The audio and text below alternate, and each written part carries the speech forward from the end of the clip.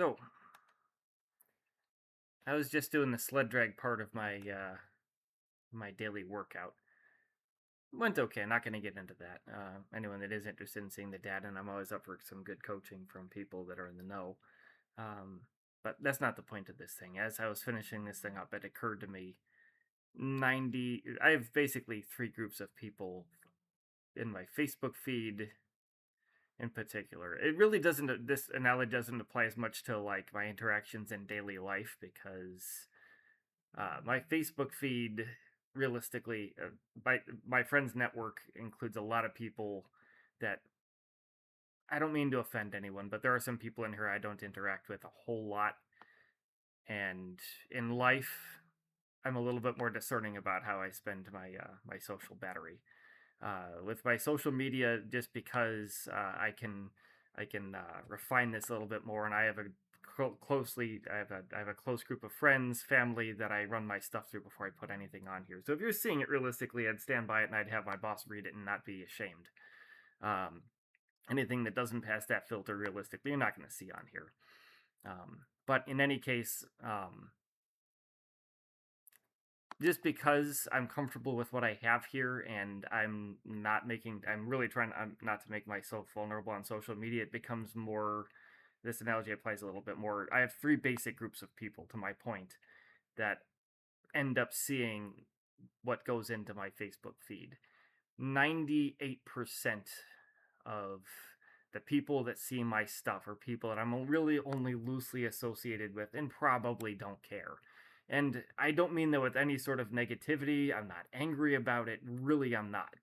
And I tend to be a very empathetic person, but unfortunately, it kind of applies in reverse. I'm sorry, guys, but if you're posting a picture of your asparagus that was on your dinner plate, it might look awesome in person. It probably is yummy, but it's gonna be one of those things like, okay, there's not much I can do with this information. So good. I'm glad you enjoyed your asparagus, but I'm sorry, I really don't care. Now, if it's poisoned and you live nearby and you need to call poison control, that's a different matter. I'd be happy to help you. But in any case, from that standpoint, especially if you don't have any skin in the game, like if you've never taken an army fitness test, whatever, you're not going to give a shit watching me drag a sled. And I get that.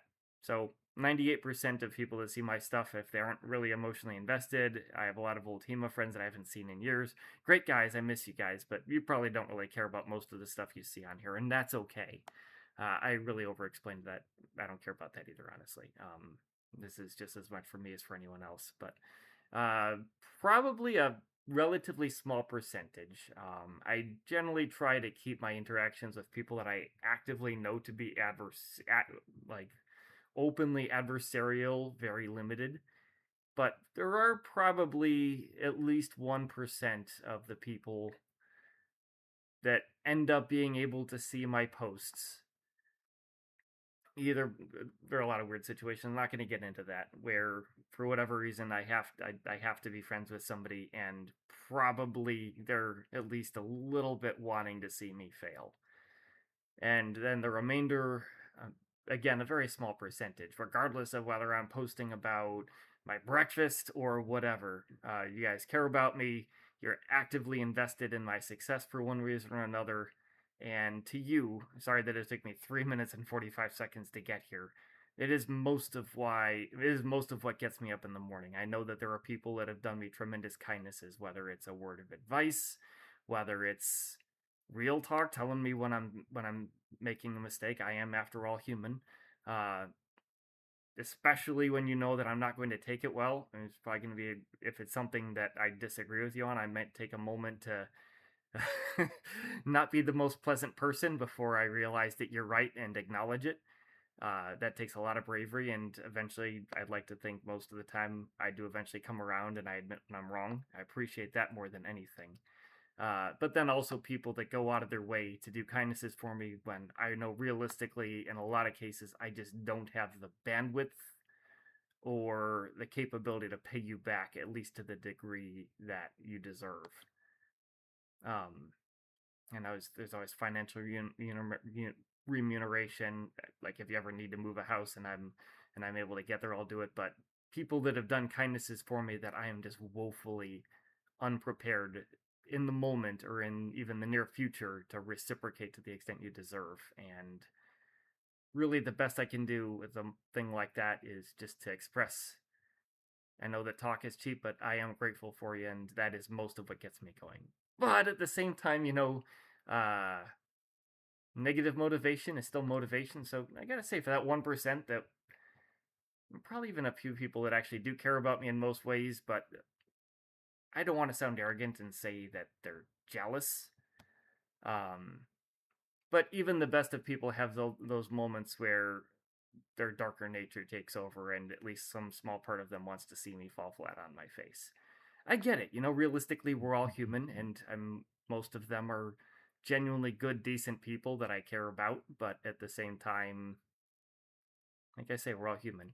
In any case, to those people, especially the ones that I do care about, I really don't have a name in particular. This is not one of those you know who you are sort of things, but at the same time, I think about that too. There are some people out there that, and in some cases, I don't know who they are. I'm really not Nostradamus or a social wizard, but sometimes it's more obvious than others, and I'm a pretty smart guy. I'm also a very polite guy, so I may pretend not to notice, but I know, and realistically, I'd be lying if I say that thought didn't keep me up a little bit longer at night, too. It's been happening like during the Army fitness test training that I've been doing. It happened when I was slogging my way through ILE. It's one of the hardest things I've done. I know for some people it was easy for you, and meaning no jealousy, really, I think. I am happy that that sort of thing is easy for you. I had to fight tooth and nail to get through that damn thing. It sucked for me. It might be easy for some people. I tip my hat to you. I did in fact get a 90 upper 90 something percent. So I did do well, but I struggled for that upper 90 something percent. Time management has always been something that's been a little bit of a sticking point. I do the products that I do exceedingly well, not meaning to sound arrogant, but unfortunately, I don't always have the most efficient way to get there. So that's really what I struggled with. And in any case, I knew as I was going through that, and it took a tremendous amount of will. You know what? I'm doing this not only for the people that have invested in me when they don't have to, those kind people that I owe a debt of gratitude that I'm going to be happily spending the rest of my life paying, but also because I know that and sometimes it overlaps a little bit. You have some people that actually want to see you succeed, but maybe not too much. I think about that too. Like, you know what? For both groups of people, regardless whether they overlap, for both of you, I'm gonna fucking get the job done. I'm sorry. I promised my family I was gonna cut down my swearing this year. That might be a tomorrow thing. You're gonna have to let that one go. When I've locked in, there is no version of that thing. There's no version of events where I don't get across the goddamn finish line. And I think about both groups of people when I'm in those situations. Certainly, it's not everything. You have to pick and choose your battles. But when I get locked in on a thing, I think about both groups when I decide I'm crossing the finish line, come hell or high water. So for both of you, for those of you that have provided consistent support, kindness, debts of provided kindnesses that I am very grateful for. Thank you for the support.